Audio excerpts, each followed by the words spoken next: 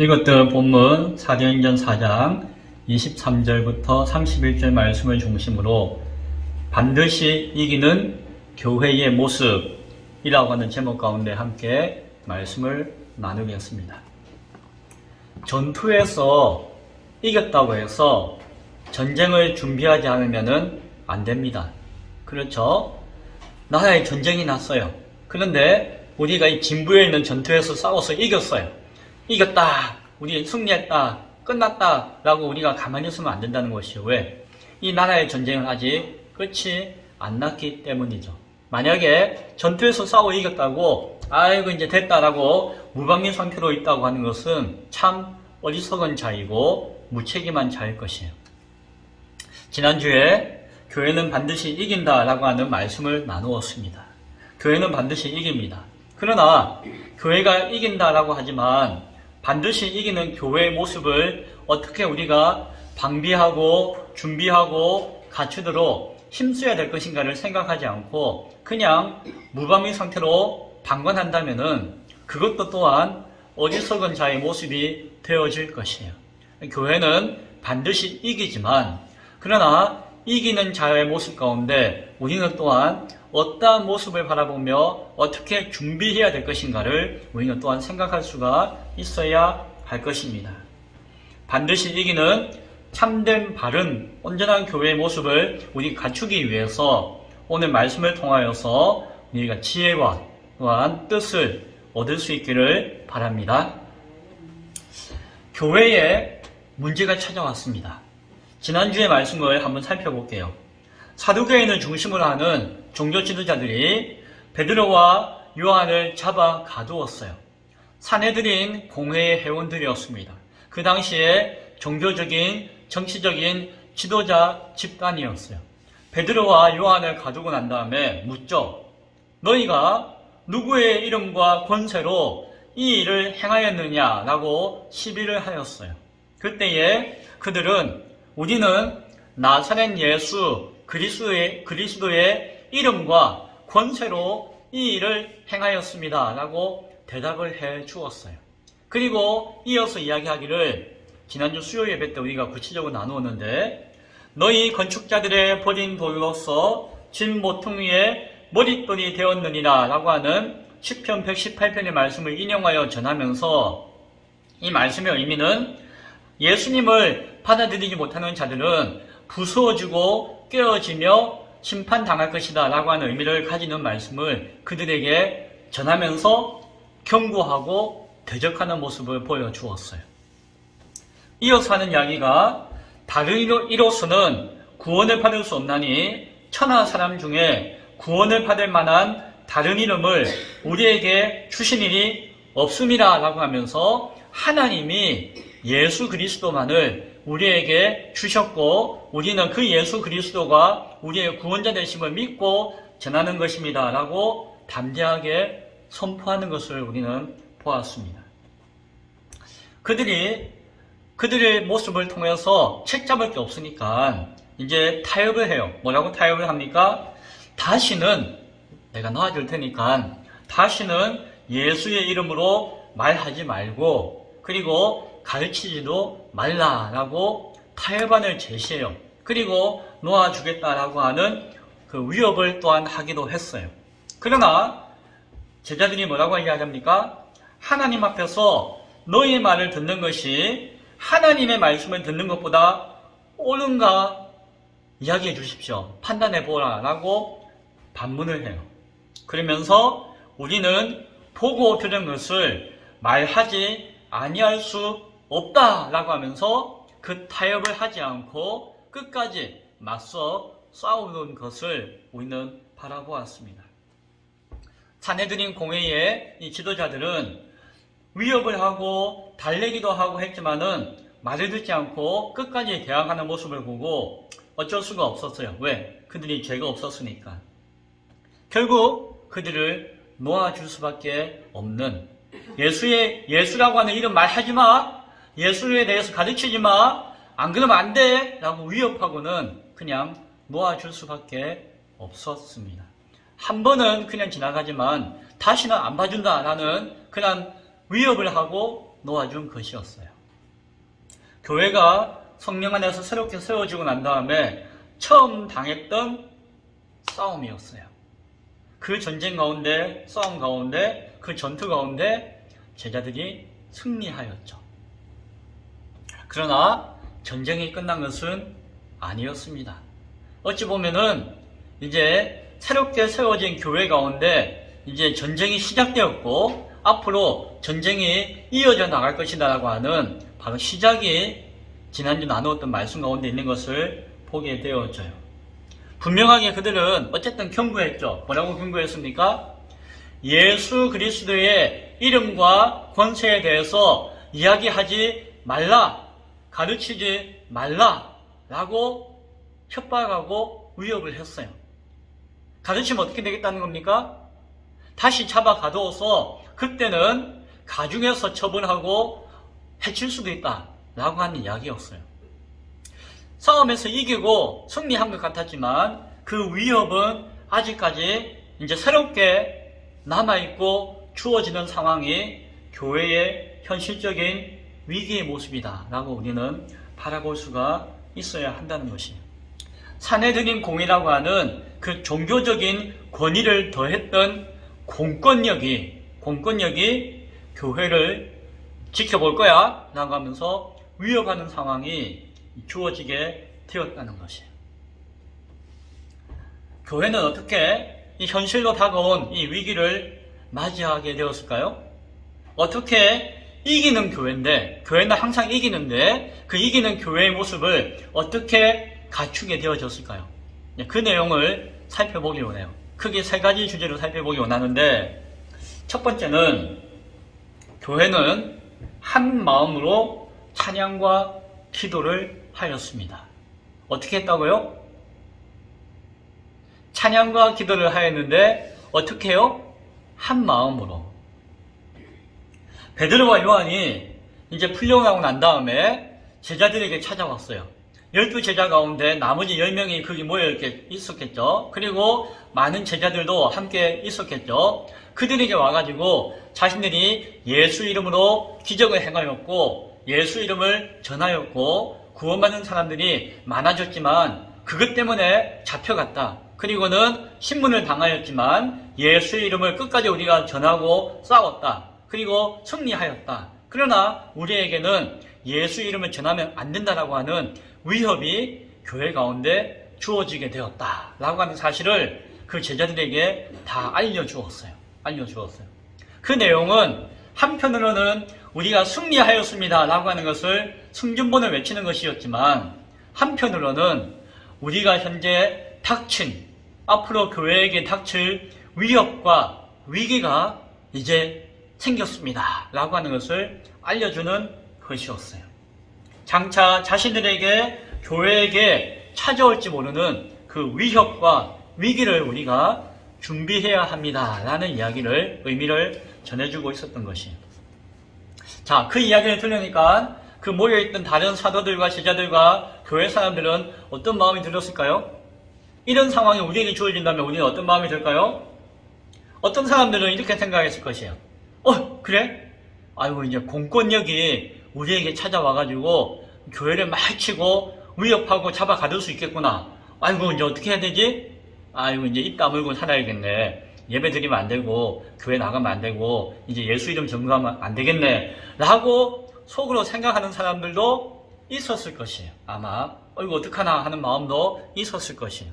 또 한편으로는 아니 그래? 감히 하나님의 교회를 위협한다는 말이야? 안 돼. 우리는 끝까지 싸울 거야. 우리 끝까지 대항해야 된다 라고 하면서 일사각오를 가지고 의지를 불태우는 사람들도 있을 것이에요. 한편으로 어떤 사람들은 당장 그 위협이 다가왔잖아요. 교회 앞에 위기가 찾아왔잖아요. 그것을 보고 싸우는 것도 좋고 복종하는 것도 좋고 어떤 것이 좋지만은 당장 우리는 좀 도망가야 되지 않겠습니까? 여기 있다 보면은 싸움이 오든지 위기가 오든지 뭔가 막 해야 되니까 일단 자리를 피하죠. 자기 안전한 곳에 가가지고 우리가 예수를 증거하든 복음을 증거하든 해야지 이 성전 앞에 예루살렘에서는 우리가 있다가는 안 될 겁니다. 빨리 피하죠. 라고 머리를 굴리면서 생각하는 사람들도 있었을 것이에요. 순응해야 합니다. 대항해야 합니다. 회피해야 합니다. 각각의 반응은 달랐을 것이에요. 그러나 각자의 생각은 달랐지만 교회가 보여준 모습은 이랬습니다. 어떻게 했다고요? 24절에 보니까 그들이 그 말을 듣고 난 다음에 한 마음으로 하나님께 소리를 높여 이르되 라고 이야기해요. 어떻게 했다고요? 한 마음으로 소리를 높여 이르되. 생각은 달랐을 것이에요. 사람이니까 이 생각도 나고 저 생각도 나고 이렇게 이야기하는 사람도 있고 했을 것이에요. 그러나 교회가 어떻게 되었다고요? 한 마음이 되었다는 것이. 그리고 어떻게 했다고요? 하나님께 소리를 높여 이르되 라고 이야기해요. 자, 여기서 소리를 높여 이르되 라고 했다는 것은 한편으로 보면은 찬양이에요. 찬양. 내용을 보면은 대주제여 라고 이렇게 시작해요. 대주제여 라고 하는 것은 큰 주인이시여 이런 의미예요. 그래서 그냥 흔한 말로 주님이라고, 주님. 우리가 흔히 주여 하는 것과 똑같은 이야기예요. 그러나 그것을 좀 더 웅장하게, 좀 더 크게, 좀 더 넓게 표현한 것이 대주제시여 라고 이렇게 하는 것이에요. 누구를 향해서? 하나님을 향해서 찬양하는 것이에요. 하나님 향해서 소리를 높였다고 했잖아요. 오늘 보니까는 소리를 높여서 이르렀다라고 하잖아요. 한편으로 보면은 하나님을 부르며 하나님을 향한 찬양을 하는 것이. 그 뒤에 있는 내용을 봐도 하나님을 향한 찬양의 내용이 나와요. 그런데 또 한편으로 보면은 31절에 보니까 그 내용을 다 이야기하고 난 다음에 성경이 뭐라고 이야기하는 거니? 빌기를 다하매 라고 해요. 빌기를 다하매. 그러니까 한편으로는 소리를 높여서 찬양한 것 같은데 그것이 한편으로는 뭐라고요? 하나님을 향한 기도였다는 것이. 기도.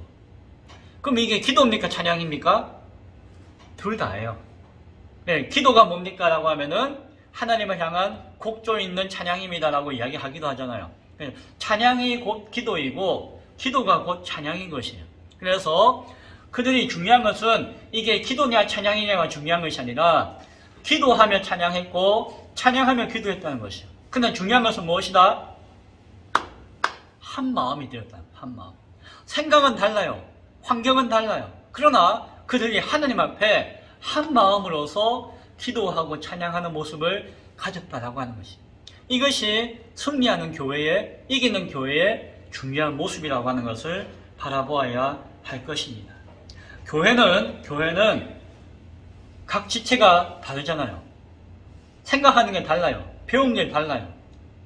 환경이 달라요. 그러다 보니까는 각자의 생각과 각자의 주장도 다를 수가 있습니다. 그러나 중요한 것은 그 위기와 위협의 어려운 순간에 하나 되어서 한 마음이 될 수 있다라고 하는 것이 중요하다라고 하는 것이. 왜냐하면은 한 분 하나님을 섬기는 것이고 한 분 예수님을 통해서 하나님을 바라보게 되는 것이고 한 분 성령님을 통해서 우리가 하나 되었기 때문에 교회는 하나가 되어야 한다는 것이. 그리고 성경은 교회를 뭐라고 이야기했다고 했죠? 아까 예배 전에 한 몸이다라고 이야기했잖아요. 한 몸이다. 혓바닥이 아프고 발가락이 아프다. 그것이 은혜인 것은 그것을 통해서 한 몸 전체의 건강함을 바라볼 수 있다는 것이죠. 교회는 본질적으로 하나라고 하는 것을 우리가 기억할 수 있어야 할 것입니다. 그래서 고린도전서 1장 10절에서 바울은 다음과 같은 말씀을 해줍니다. 형제들아, 내가 우리 주 예수 그리스도의 이름으로 너희를 권하노니 모두가 같은 말을 하고 너희 가운데 분쟁이 없이 같은 마음과 같은 뜻으로 온전히 합하라 라고 하는 권면의 말씀을 교회를 향해서 주고 있는 것을 보게 되어져요. 그런데 무조건 하나가 될 수는 없어요. 왜? 이단과 우리가 하나님 한다고 해서 하나가 될 수는 없잖아요. 거기에는 조건이 있는데 무엇이 있는 거 아니? 예수 그리스도의 이름 앞에 예수님을 바르게 온전히 알고 있는가?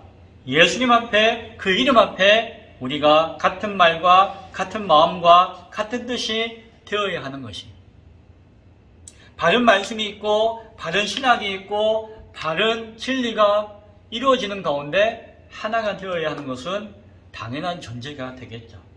그러나 중요한 것은 무엇이다? 교회는 본질적으로 하나가 되어야 한다는 것입니다. 그것은 정말 중요한 것이고 그것을 위해서 힘써야 하는 것입니다. 그래서 바른 말씀을 전해야 되고 바른 신학을 함께 나누어야 되고 바른 성경을 통해서 바른 믿음을 가지고자 애쓰고 힘쓰는 것입니다. 그것은 우리가 바르게 되기 위한 것도 있겠지만 교회가 하나 되기 위한 몸부림이라고 하는 것도 우리는 바라볼 수가 있어야 할 것입니다. 오늘날 교회가 가지고 있는 가장 크고 안타까운 문제가 무엇인지 아십니까? 그래요. 교회가 하나 되지 못하고 있는 것이에요. 교회가 교회를 믿지 못해요. 교회가 교회를 사랑하지 못해요. 교회가 교회를 섬기지 못해요. 우리 진부지역에 교회들이 몇 군데 있어요. 전 다 목사님들도 알고 만났고 하지만은 각자 형편과 각자 상황이 다르다 보니까 각 교단이 다르고 교파가 다르다 보니까 사실은 남남처럼 지내는 경우가 현실이에요. 너무너무 안타까워요. 사실은 너무너무 안타까워요. 작은 교회는 조금 큰 교회에 가가지고 사이좋게 지내자라고 이야기하기가 쉽지 않아요.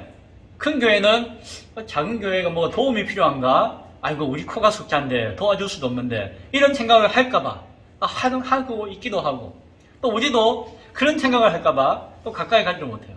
뭐 이런저런 이유 때문에 저기는 감리교고 우리는 장로교고 저기는 뭐 우파고 우리는 좌파고 저기는 좌파고 여기는 무슨 판이고 뭐 이런저런 생각 때문에 하나 되지 못하는 것이 현실이에요. 그것은 이 작은 동네 안에서도 이루어지지 못하는데 한국교회 전체를 봐도 더 그런 것을 우리는 바라보게 되어집니다. 그러다 보니까는 어쨌든 교회가 교회를 불신하는 경우가 있어요. 교회가 교회를 미워하는 경우가 있어요. 교회가 교회를 섬기는 것이 아니라 배척하는 경우에도 있어요. 교단과 교파와 정치적인 신념이 살아가는 환경이 다르다는 이유 때문에 그런 상황이 있는 것이 오늘날 교회의 모습이에요. 평소에 어르렁거리던 형제들도 집안에 문제가 있으면 어떻게 됩니까? 앙금을 풀고 하나가 되어야 되죠. 그것이 인지상정이고 현실이에요.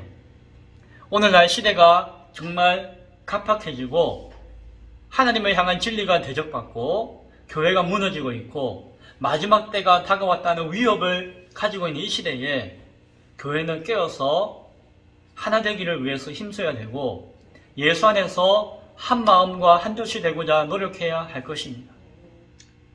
그러나 그렇지 못하는 상황이 현실이면은 그것이 곧 교회의 문제예요. 왜 그럴까요? 그거는 각각의 교회가 온전한 교회가 되지 못하기 때문에 그러하다라는 생각을 할 수 있어야 될 것입니다. 예수 그리스도만으로 예수 그리스도 안에서 하나가 되기를 사모하며 기도할 수 있는 우리 교회가 될 수 있기를 소원합니다. 우리도 부족합니다. 그러나 그렇게 함께 기도할 수 있길 바라요. 두 번째는 삼위일체 하나님의 뜻과 계획을 믿고 의지했다는 것이 누가? 그 모여있던 교회가 이기는 교회로서 어떻게 했다고요? 두 번째로는 삼위일체 하나님을 온전히 바라보며 그 하나님의 뜻과 계획을 믿고 의지했다는 것이에요. 급하다고 해서 아무렇게나 기도하고 아무렇게나 찬양하지 않았어요. 아무 하나님을 찾지 않았어요. 그들이 찾고 찬양하고 기도했던 내용을 통해서 바라보는 하나님은 참 진리의 바른 하나님을 찾고 부르고 있는 것을 보게 되어져요. 삼위일체 하나님을 분명하게 고백하고 있는 것을 보게 되어져요. 대주제여 천지와 바다와 그 가운데 만물을 지으신 이시오 라고 찬양하며 기도하였습니다. 무엇입니까? 하나님 가운데 창조주 하나님, 성부 하나님을 바라보며 구하며 찾고 있는 것을 보게 되어져요. 그들의 믿음 가운데 성부 하나님에 대한 믿음과 의지가 분명하게 있고 기도의 대상과 찬양의 대상이 누구신가에 대해서 분명하게 알고 기도하고 찬양했던 모습을 우리는 바라볼 수가 있습니다. 성령으로 말씀하시기를 이라고 이야기해요. 그 창조주 하나님께서 말씀하시는데 무엇으로 말씀하셨다고요? 성령으로 말씀하셨다라고 고백해요. 성령으로라고 하는 것은 성령 하나님을 통하여서 우리에게 계시하시고 역사하셨다라고 하는 것입니다. 성령 하나님께서 영감하심으로써 말씀을 기록하게 하시고 성령 하나님께서 조명하심으로써 그 말씀을 깨닫게 하신다는 것을 고백하고 증거하고 있는 것이에요. 그 성령 하나님께서 우리에게 말씀해 주셨다라고 하는 것을, 그 말씀을 의지한다라고 찬양하고 고백하고 있는 것을 보게 되어져요. 그 내용을 25절과 26절에서 이야기하고 있는데 그 내용은 다윗이 시편 2편에서 노래했던 그 말씀을 인용하여서 증거하고 있는 말씀이었어요. 다윗을 통하여서 성령께서 영감하신 그 말씀을 오늘 우리에게 조명하여 비추어 주옵소서라고 기도하며 찬양하며 그 말씀을 깨닫게 하시는 성령님을 의지하는 것이에요. 그 내용이 무엇이었는가 하니 그 내용 가운데서 거룩한 종 예수 그리스도를 고백하고 있는 것을 바라보게 되어져요. 성령의 말씀하심을 통하여서 그 말씀을 드러내어서 보여지는데 그 말씀의 내용을 통해서 무엇을 증거하고 있다고요? 성자 하나님 예수 그리스도를 나타내어 주고 있다라고 하는 것이죠. 성자 하나님에 대한 그 내용을 그 말씀을 통하여서 드러내고 있는 것입니다. 하나님께서 기름 부으신 거룩한 종 예수님을 이 세상 가운데 나타내시기 위해서 거역하고 패역한 이 세상의 권세를 허락하셨다는 거 이야기하는 것입니다. 아니 세상이 왜 이 모양이냐, 왜 악하냐 라고 할 때에 하나님의 그 작정하신 계획 가운데 있는 것이다 라고 하는 것입니다. 예수님이 억울하게 십자가에 달려 죽으셨지만 그것이 우리가 보기에는 참 원통하고 있을 수 없는 이야기지만 그것조차도, 그 악한 것조차도 하나님의 원대하신 계획 가운데 예수님을 이 땅 가운데 구원자로 나타내시기 위한 뜻 가운데 이루어진 것이다 라고 하는 것을 노래하고 있는 것이 시편 2편에 있는 다윗의 증거였다라고 하는 것을 이야기하는 것이 하나님의 권능과 그 뜻 가운데서 하나님이 계획하신, 예정하신 그 모든 일들이 예수님을 통해서 이루어진 것이다 라고 성령께서 우리에게 말씀하셨다라고 제자들은 찬양하고 기도하고 있는 것이었어요. 예수님께서 십자가에 달리신 그 뜻이 있다라고 이야기하는 것이에요.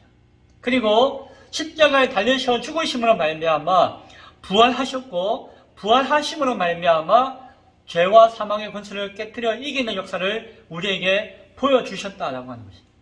거꾸로 가면은 부활을 통해서 승리의 이정표를 나타내어 보여주시기 위해서 죽으셔야 했고 그 죽으심의 의미는 인간의 모든 죄를 대신 짊어지고 죽으시는 십자가의 값진 뜻이 있다라고 하는 것을 이야기하고 있는 것이에요. 이것이 그 창조주 하나님, 전능하신 하나님, 성부 하나님을 통해서 계획되어지고 작정되어진 뜻 가운데 있는 것이고 성령님께서 그 계획을 선지자를 통하여서 성령의 조명하심을 통해서 우리에게 말씀하여 나타내어 보여주셨다라고 하는 것입니다. 그 하나님의 계획을 성부 하나님을 통하여서 성령 하나님을 통하여서 성자 예수님 하나님을 통하여서 우리에게 구원하시는 역사를 이루어 나타내셨다라고 하는 것을 우리에게 찬양으로 기도로 오늘 성경은 보여주고 있다는 것입니다. 하나님을 고백하되 단순히 이스라엘 백성들이 알고 있는 그 창조주 하나님만이 아니라 사두개인들이 부정하고 거역하고 있는 성령 하나님만이 아니라 세상의 구원자이신 예수 그리스도 성자 하나님까지 삼위일체 하나님을 온전히 고백하며 나타내어 그 가운데 있는 하나님의 뜻을 찬양하고 기도하는 것을 오늘 성경은 이 제자들을 우리에게 보여주고 있다는 것이에요. 반드시 이기는 교회에는 이와 같이 하나님에 대한 바른 이해와 바른 고백이 있는 것을 바라볼 수 있기를 바랍니다. 세 번째, 그들은 죽음의 위협 앞에서도 담대하였습니다. 무엇 앞에서도요? 죽음의 위협 앞에서도. 29절에서 이야기합니다. 주여, 이제도 그들의 위협함을 굽어보시옵소서. 또 종들로 하여금 담대히 하나님의 말씀을 전하게 하여 주시오며 라고 찬양하며 기도하였죠. 무엇입니까? 그들이 아무리 예수 이름 전하고 예수를 드러내고 가르치면 너희들 가만 안 둬 라고 위협하고 있다는 것이. 그러나 하나님, 그들이 우리를 위협하고 있는 것을 하나님께서 바라보시고 막아주옵소서 라고 고백해요. 그러면서 동시에 우리는 그럼에도 불구하고 담대하게 하나님의 말씀을 전하겠습니다 라고 고백하고 찬양하고 기도하고 있는 것이에요. 아무리 총을 들고 칼을 들고 나를 위협하면서 예수를 전하지 말고 예수를 가르치지 말라고 위협한다 할지라도 우리는 예수를 말씀을 전하겠습니다 라고 고백하고 있는 것이에요. 아무리 위협해도 우리에게 그렇게 할 수 있도록 우리를 담대함을 더하여 주시고 힘과 용기를 주시고 위협하는 자를 주께서 굽어 살피셔서 막아 주옵소서라고 하는 것이에요. 위협에도 담대하게 맞서 싸워 이기기를 원합니다 라고 강구하고 있다는 것이에요. 30절에서 표적과 기사가 거룩한 종 예수의 이름으로 이루어지게 하옵소서 라고 기도해요. 무엇입니까? 표적과 기사는 단순히 죽은 자를 살리고 병난 자를 낫게 하고 이것이 아니에요. 그런 것도 표적과 기사 중에 하나겠지만 가장 큰 표적 중에 표적이며 가장 큰 기사 중에 기사가 무엇인지 아십니까? 예수님이 십자가에 달려 죽으셨다가 살아나신 것이에요. 예수님이 죽었다가 부활하신 것이에요. 그것보다 더 큰 표적이 없고 그것보다 더 큰 기사가 없다는 것이에요. 그 표적과 기사가 예수의 이름으로 우리에게 이루어지게 하여 주옵소서라고 기도하는 것입니다. 무엇입니까? 예수님께서 달리신 그 십자가 우리가 당할 수도 있습니다. 어찌 보면 우리가 위협과 위기 가운데 죽을 수도 있습니다. 그러나 내가 그 십자가를 지기를 원합니다. 이루어지기를 원합니다. 라고 하는 것입니다. 그러나 우리가 죽는 것으로 끝나는 것이 아니라 그럼에도 불구하고 예수께서 부활하여 살아나셨듯이 설령 내가 죽는다 할지라도 예수의 그 능력으로 내가 부활하여서 살아날 줄로 믿습니다. 라고 하는 것입니다. 그 표적 중에 표적이며 기사 중에 기사인 그 십자가가 부활이 나에게 이루어지기를 원하며 나에게 이루어질 줄로 믿습니다. 따라서 나는 죽음을 두려워하지 않고 담대히 예수님의 이름을 전하고 그 말씀을 전하겠습니다. 라고 고백하고 있는 것입니다. 그러나 믿음을 주옵소서라고 찬양하며 기도하고 있는 내용을 우리는 바라봅니다. 죽음의 위협 앞에서도 담대하게 전하고자 하는 그들의 모습을 우리는 바라볼 수 있어야 할 것입니다. 영적인 싸움이라고 할 수 있는 그 현실적인 위협과 위기 앞에서 교회가 가지고 있는 모습, 교회가 보여준 모습을 우리는 오늘 말씀을 통해서 바라보았죠. 이 교회가 이기는 교회입니다. 반드시 이기는 교회의 모습은 바로 이런 모습이라고 하는 것을 바라볼 수 있어야 합니다. 한 마음이 되었습니다. 하나님을 온전히 알고 하나님의 뜻과 계획을 의지하였습니다. 그리고 죽음 앞에서도 두려워하지 않고 담대하였습니다. 그것이 어떤 교회라고요? 반드시 이기는 교회의 모습이다 라고 하는 것이. 이런 가운데서 교회는 이길 수밖에 없는 것이. 31절에서 증거하기를 찬양, 기도를 다 할 때에 어떤 역사가 나타나는 거 아니? 그 모인 곳이 진동했다라고 이야기해요. 뭐 지진이 일어났다 이런 의미가 아니라 하나님의 강력한 임재가 나타나는 그 증거로서 온 땅이 자신의 심령과 육체와 그 땅이 흔들리는 역사가 경험되었다라고 이야기해요. 한 마음으로서 하나님의 뜻만을 의지하며 죽음을 두려워하지 않을 때에 그들 가운데 성령이 충만하였다라고 이야기해요. 성령이 충만했다는 이야기는 어떤 의미인가 하니 성령님께서 그 심령 가운데 찾아오셔가지고 그 마음에 그 심령에 믿음과 의지를 더욱더 강하게 붙들어 주셨다는 의미예요. 성령이 충만하였다는 것이. 하나님의 역사가 증거되어지고 그 가운데 그들 마음 가운데 강한 믿음과 용기와 확신 가운데 담대함으로 성령으로 충만하였다라고 이야기해요. 그 결과 어떻게 되었다고요? 그들이 전하면 죽인다, 전하면 두고 보자 라고 했음에도 불구하고 하나님의 말씀을 담대하게 전하였다라고 오늘 결론에서 말씀하고 있는 것을 우리는 바라보게 되었습니다. 이 말씀을 맺고자 합니다. 교회는 반드시 이깁니다. 그러나 그 교회는 우리가 요즘 보고 있는 어떤 조직적인 교회, 제도적인 교회, 어떤 형식적인 교회를 의미하는 것은 아니에요. 반드시 이기는 교회는 그 본질적인 교회를 이야기하고 있는 것입니다. 그 본질적인 교회는 무엇이라고요? 예수 그리스도만으로 그 예수 그리스도 안에서 한 마음이 되어질 수 있는 교회. 삼위일체 하나님을 온전히 고백하며 그 하나님의 작정 가운데 의지할 수 있는 교회. 그리고 그 믿음 가운데서 어떠한 위협과 위기 가운데서도 죽음을 두려워하지 않고 담대하게 끝까지 사명을 감당할 수 있는 교회. 그 교회는 반드시 이긴다라고 하는 것을 우리가 기억할 수 있기 바랍니다. 오늘 우리가 이런 교회를 세우고자 하는 것이 우리 기쁨의 교회는 이러한 교회가 되어져야 할 줄로 믿습니다. 그리고 그 교회를 세우는 사명자가 바로 저와 여러분인 것이에요.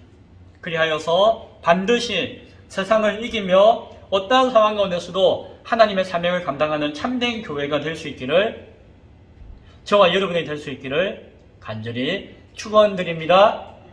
기도하겠습니다.